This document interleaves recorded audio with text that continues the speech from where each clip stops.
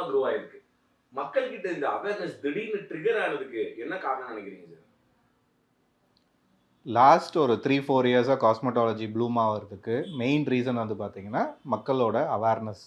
இந்த அவேர்னஸ் எதனால் வந்ததுன்னா சோஷியல் மீடியா அண்ட் மற்ற எல்லா விஷயங்களும் வந்து பர்சனல் இம்ப்ரவைசேஷன் இதை பற்றி நிறைய பேசுகிறதுனாலையும் நிறைய பேரோட செல்ஃப் எஸ்டீமை வந்து பூஸ்ட் பண்ணுற மாதிரி போஸ்டர் ரீல்ஸ் இதெல்லாம் வர்றதை பார்த்து தான் மக்களுக்கு வந்து தங்களோட ஸ்கின்னை பார்த்துக்கணும், தங்களோட ஹேரை பார்த்துக்கணும் அப்படின்ற ஒரு கேர் வந்து வர ஆரம்பிக்குது. ஆல்மோஸ்ட் வந்து 10 இயர்ஸாக நான் வந்து காஸ்மெட்டாலஜி ப்ராக்டிஸ் பண்ணிகிட்ருக்கேன். அதில் இப்போ லாஸ்ட் 3-4 இயர்ஸாக தான் நிறைய பேருக்கு இப்படி ஒரு சர்வீசஸ் இருக்குது, இவ்வளோ ட்ரீட்மெண்ட்ஸ் இருக்குது, இந்தந்த விஷயம் நம்ம ஸ்கின்ல ஹேரில் பண்ண முடியுன்ற பாசிபிலிட்டியே வந்து தெரிய ஆரம்பிக்குது. இதுக்கு great thanks to social media and YouTube. இன்னைக்கு காஸ்மெட்டாலஜி ட்ரீட்மெண்ட் பத்தி மக்கள் கிட்ட நிறைய மிஸ்கன்செப்ஷன்ஸ் இருக்கு சார். அதை பத்தி நீங்க என்ன நினைக்கிறீங்க? இன்னி வரையுமே மக்கள்கிட்ட இருக்க ஒரு பெரிய மித் என்ன அப்படின்னு பார்த்தீங்கன்னா, ஜஸ்ட் வந்து க்ரீம்ஸ் யூஸ் பண்ணியோ இல்லை ஓவர் நைட் வந்து ஹோம் கேர் ப்ராடக்ட்ஸ் யூஸ் பண்ணியோ வந்து ஸ்கின்னை வந்து சரி பண்ண முடியும், இல்லை ஹேரை சரி பண்ணிட முடியும் அப்படின்னு. அண்ட் நிறைய கமர்ஷியல்ஸ் டிவி ஆட்ஸ் எல்லாமே வந்து மக்களை மிஸ்கைட் பண்ணுற மாதிரியே அவங்களோட ப்ராடக்ட்ஸை வந்து ப்ரமோட் பண்ணுறாங்க. எக்ஸாம்பிள், உங்களுக்கு சின்ன வெங்காயத்தை யூஸ் பண்ணுற எண்ணெய் யூஸ் பண்ணுங்கள், இல்லை ஷாம்பு யூஸ் பண்ணுங்கள், உங்களுக்கு முடி கொட்டுறது போயிடும், டேண்ட்ரஃப் போயிடும் அப்படின்ற ஆட் எல்லாமே வந்து வருது. அது இல்லாமல் நிறைய வந்து ப்ராடக்டோட நாலேஜே இல்லாமல் நிறைய பேர் வந்து ப்ராடக்ட்ஸை ப்ரமோட் பண்ணுறாங்க. லைக் வந்து இன்ஃப்ளூயன்சர்ஸ், இன்ஸ்டாகிராம் இன்ஃப்ளூயன்சர்ஸ் அவங்கெல்லாம் வந்து பார்த்திங்கன்னா அந்த ப்ராடக்டோட கம்ப்ளீட் நாலேஜோ இல்லை அதோட கெமிக்கல் காம்போசிஷனை பற்றி எந்த விதமான ஒரு நாலேஜும் இல்லாமல் அதை ப்ரமோட் பண்ணுறதுனால இது வந்து ஹார்மாக தான் முடியுது. ஸோ இதை வந்து அவாய்ட் பண்ணுறதுக்கு பெட்டர் வந்து ப்ராப்பரான கேர், ப்ராப்பரான சோர்ஸ் ஆஃப் ட்ரீட்மெண்ட்டை டாக்டர்ஸ் கிட்டேருந்து எடுக்கிறது பெட்டர். மேல், female, hair, skin common problems நீங்க நிறைய ட்ரீட் பண்றது என்ன சார்? இப்போ நிறைய என்னென்ன ப்ராப்ளம்ஸ் வருது சார் ஹேர் அண்ட் ஸ்கின்ல? மேல் ஃபீமேல் 2 பேர்த்துக்குமே இருக்கக்கூடிய காமன் ஹேர் ப்ராப்ளம்ஸ்னு பார்த்தீங்கன்னா, ஃபஸ்ட்டு வந்து டேண்ட்ரஃப். அது எதனால் வருது? ட்ரை ஸ்கேல்ப், ட்ரை ஸ்கின், ப்ராப்பராக வந்து ஹேர் கேர் பண்ணாமல் விடுறது, ப்ராப்பரான ஷாம்பூஸ் யூஸ் பண்ணாமல், ஹார்ம்ஃபுல் கெமிக்கல் ஷாம்பூஸ் யூஸ் பண்ணுறதுனால வரக்கூடியது டேண்ட்ரஃப். 2வது மெயின் காமன் காஸ் வந்து பார்த்திங்கன்னா, ப்ராப்ளம் வந்து பார்த்திங்கன்னா உங்களுக்கு ஹேர் ஃபால். மென்னுக்காக இருக்கட்டும், விமனுக்காக இருக்கட்டும், 2 பேர்த்துக்குமே வந்து ஹேர் ஃபால் ரொம்ப காமனாக இருக்கும். இதுக்கான மெயின் ரீசன் வந்து ஜெனட்டிக் தான். அதாவது அப்பாவுக்கு இருந்திருக்கும், இல்லை தாத்தாவுக்கு இருந்திருக்கும். அது வந்து இவங்களுக்கு வந்து கேரி ஃபார்வர்ட் ஆகும். இதனால் வந்து மென் மட்டும் ஹேர் லாஸ் இருக்கும், இல்லை மென்னுக்கு மட்டும்தான் வந்து பால்னஸ் வரும்ன்றது கிடையாது. விமனுக்குமே வந்து ஹேர் லாஸும் விமனுக்குமே வந்து பால்னஸும் வர்றதுக்கான சான்சஸ் ஆர் ஹை.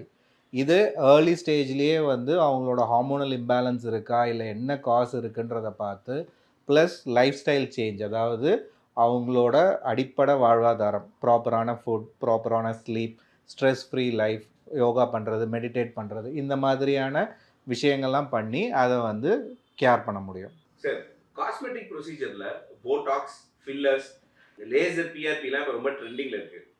இதெல்லாம் சரியாக பண்ணால் ரிஸ்க் இல்லை அப்படின்றது தெரியுது.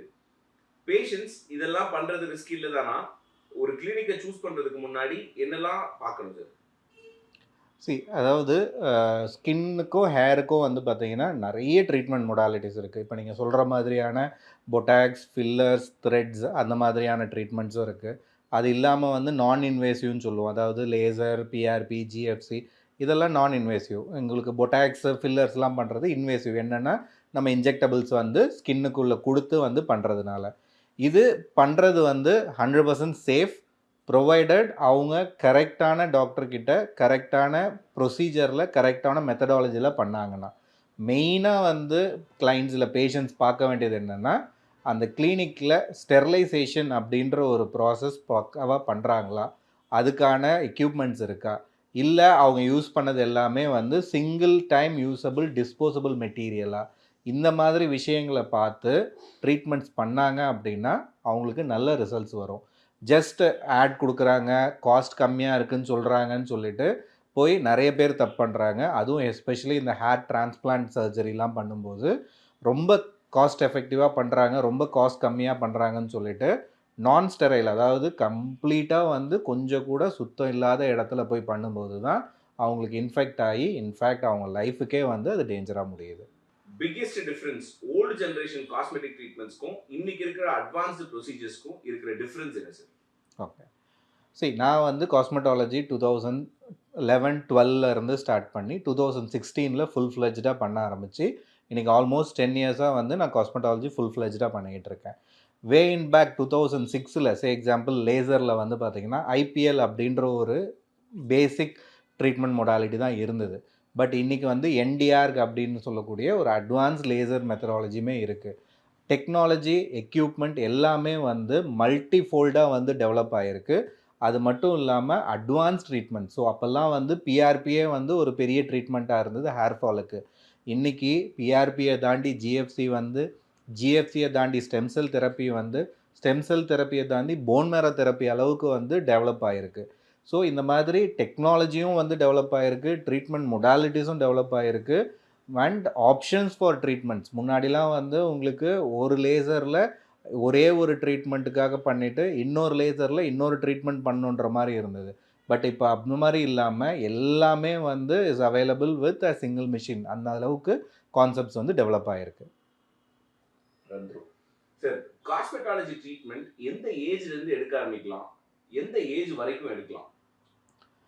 காஸ்மெட்டாலஜி ட்ரீட்மெண்ட் யூஸ்வலாக வந்து அடலசன்ட் ஏஜிலேருந்து ஸ்டார்ட் பண்ணலாம். எக்ஸாம்பிள் 16, 17+, ஐடியலி 18+லேருந்து ஸ்டார்ட் பண்ணலாம். அண்ட் இதோட மெயின்டெனன்ஸ் வந்து அவங்களோட ஏஜ்க்கு லிமிட்டே கிடையாது.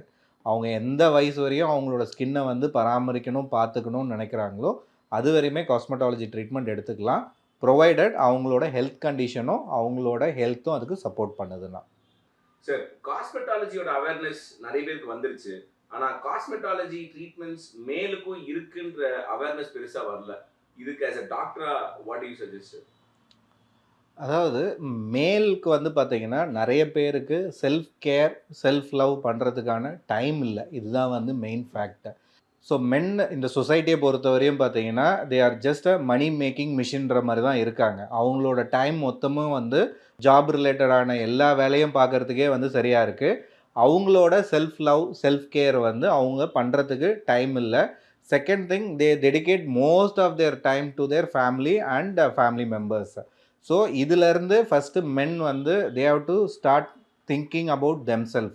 இதிலேருந்து மென் வந்து பண்ண வேண்டிய விஷயம் என்னென்னா first self love, self care வந்து எடுத்துகிட்டு வரணும். அதுக்கு என்ன பண்ண ஆரம்பிக்கணும் அப்படின்னு பார்த்தீங்கன்னா அவங்களோட பர்சனல் கேர். அதாவது எப்படி நம்ம நார்மலாக மார்னிங் ஒரு ப்ரஷ் பண்ணி நம்மளோட ரொட்டீனை வந்து ஸ்டார்ட் பண்ணுறோமோ அந்த மாதிரி பேசிக் ஸ்கின் கேர், அதாவது ஒரு மாய்ஸ்சரைசராக இருக்கட்டும், ஒரு சன்ஸ்க்ரீனாக இருக்கட்டும், அந்த பேசிக் ஸ்கின் கேரில் ஆரம்பித்து அவங்களுக்கு எல்லா விதமான கேருமே வந்து இன்றைக்கி ப்ரொவைட் பண்ணுறதுக்கு ஃபெசிலிட்டிஸ் இருக்குது. பட் அதை அவங்க ஸ்டெப் பை ஸ்டெப்பாக they have to start utilizing it. Cosmetic கிளினிக்கோட ரெட் ஃபிளாக்ஸ் என்ன சார்? இந்த விஷயங்கள்லாம் பார்த்தா அந்த கிளினிக்கை அவாய்ட் பண்ணணும் அப்படின்னா what are the red flags? First and foremost நிறைய காஸ்மெட்டிக் கிளினிக்ஸ் வந்து ஃபேக்காக அவங்கள ப்ரமோட் பண்ணிக்கிறாங்க. அந்த மாதிரி நிறைய ஃபேக் ப்ரமோஷன்ஸ் பண்ணுறது. ரெண்டாவது, நிறைய கிளைண்ட்ஸோட நெகட்டிவ் ஃபீட்பேக்ஸ். மூணாவது, நான் முன்னாடியே சொன்ன மாதிரி ஸ்டெர்லைசேஷன் அப்படின்ற ஒரு கான்செப்ட் தான் என்னன்றது தெரியாத கிளினிக்ஸு. நாலாவது, லோ காஸ்ட், எல்லாத்துலேயுமே வந்து காஸ்ட் எஃபெக்டிவாக பண்ணுறோம், எல்லாத்துலேயுமே வந்து காஸ்ட் கம்மியாக பண்ணுறோன்னு சொல்லிட்டு அட்ராக்ட் பண்ணுற மாதிரியான ஆஃபர்ஸ். இதெல்லாம் தான் மெயின் ரெட் ஃப்ளாக்ஸாக இருக்கும். இப்போ காஸ்மெட்டிக் ட்ரீட்மெண்ட்ஸ்லாம் ரொம்ப எக்ஸ்பென்சிவாக இருக்குது சார். இப்போ ஒரு டாப் 3 லைஃப் ஸ்டைல் ஹேபிட்ஸ் இதை ஃபோக்கஸ் பண்ணால் ஸ்கின் அண்ட் ஹேர் ஹெல்த்துக்கு நல்லது அப்படின்னா what would you suggest? First and foremost வந்து ஃபுட். நம்ம முன்னாடியே வந்து நம்மளோட ஆன்சிஸ்டர்ஸ்லாம் சொன்ன மாதிரி உணவே மருந்து. ஸோ ப்ராப்பரான ஃபுட்டு, நான் ஃபுட்டுன்னு சொல்கிறதுனால நீங்கள் வந்து ரைஸு இந்த மாதிரி எடுக்கணுன்றது கிடையாது. கண்ட்ரோல்டாக கார்போஹைட்ரேட், அதாவது இன்றைக்கி ஆஃப்டர்நூன் மீல்ஸில் வந்து ஒரு கப் ஃபுட் எடுக்கிறீங்கன்னா it has to be like minimum ½ cup. Remaining வந்து வெஜிடபிள்ஸ், க்ரீனி லீவ்ஸ், ஃப்ரூட்ஸ், இந்த மாதிரியான ஹெல்த்தி ஃபுட்ஸ் எடுக்கும்போது அது உங்களுக்கு சஃபிஷியண்ட்டான ஃபைபரும், சஃபிஷியண்ட்டான விட்டமின்ஸும், சஃபிஷியண்ட்டான மினரலும் கொடுத்து உங்கள் ஸ்கின்னையும் ஹேரையும் வந்து பூஸ்ட் பண்ணுது. ரெண்டாவது, stress free life. So stress free life இன்றைக்கி ஹைலி இம்பாசிபிள் அப்படின்ற மாதிரி தான் இருக்குது. ஸோ அதுக்கான ஸ்டெப்ஸ் லைக் ப்ராப்பராக வந்து ஒரு டைம் கொடுத்து மெடிடேட் பண்ணுறது, இல்லை யோகா பண்ணுறது, இல்லை நமக்கு பிடிச்ச விஷயங்கள். நிறைய பேருக்கு வந்து ட்ராயிங் பிடிக்கும், நிறைய பேருக்கு வந்து விளையாடுறது பிடிக்கும், நிறைய பேருக்கு வந்து படம் பார்க்கறது பிடிக்கும். அந்த மாதிரி அவங்களுக்கான ஸ்ட்ரெஸ்ஸை ரிலீவ் பண்ணக்கூடிய இல்லை கம்மி பண்ணக்கூடிய விஷயங்களை பண்ணி ஸ்ட்ரெஸ் லெவலை கம்மி பண்ணுறது. 3வது ப்ராப்பரான sleep. 8 hours sleep is minimum. At least 6 to 8 hours. So இந்த மினிமம் பேசிக் திங்ஸ் நம்ம பண்ணிட்டு வந்தோம்னாலே நம்மளோட ஹேரும் ஸ்கின்னும் நல்லாயிருக்கும். சார், அழகு அழகியல் சார்ந்த சிகிச்சை முறைகள் அத்தியாவசியத்தை தாண்டி ஆடம்பரம் போயிடுச்சு. ஆனா இன்னும் ஒரு சில பேர் அவங்களோட லுக்ஸ்க்காக அப்சஸ்டா இருந்து டாக்டர் சஜஷனையும் மீறி சில விஷயங்கள் பண்ணணும்னு கேட்குறாங்க. இந்த மாதிரியான மக்களை நீங்க எப்படி பாக்குறீங்க சார்? அதாவது அழகு அப்படின்றது வந்து ஒரு அழகான வார்த்தை. ஸோ அதுக்கு அர்த்தம் தரக்கூடியதே வந்து அழகு தான். இதில் வந்து நம்ம நார்மல் இண்டிவிஜுவலோட நம்மளை கம்பேர் பண்ணுறதோ இல்லை ஒரு செலிபிரிட்டியோட நம்ம கம்பேர் பண்ணுறதோ ஃபஸ்ட்டு பண்ணக்கூடாது. கடவுள் ஒவ்வொருத்தரையும் தனித்தனியாக யூனிக்காக தான் படைச்சிருக்காரு. எல்லாரையுமே ஒரே மாதிரி படைக்கலை. ஸோ ஒவ்வொருத்தரோட ஸ்கின் டைப்பும் ஒவ்வொரு மாதிரி தான், ஒவ்வொருத்தரோட ஹேர் டைப்பும் ஒவ்வொரு மாதிரி தான். இதில் எதுவுமே வந்து ஒருத்தர் இருக்கிறது ஈவன் லைக் அம்மாவுக்கு இருக்கிறதே குழந்தைக்கு இருக்காது. ஸோ அந்த அளவுக்கு வந்து கடவுள் வந்து யூனிக்காக படைச்சிருக்காரு.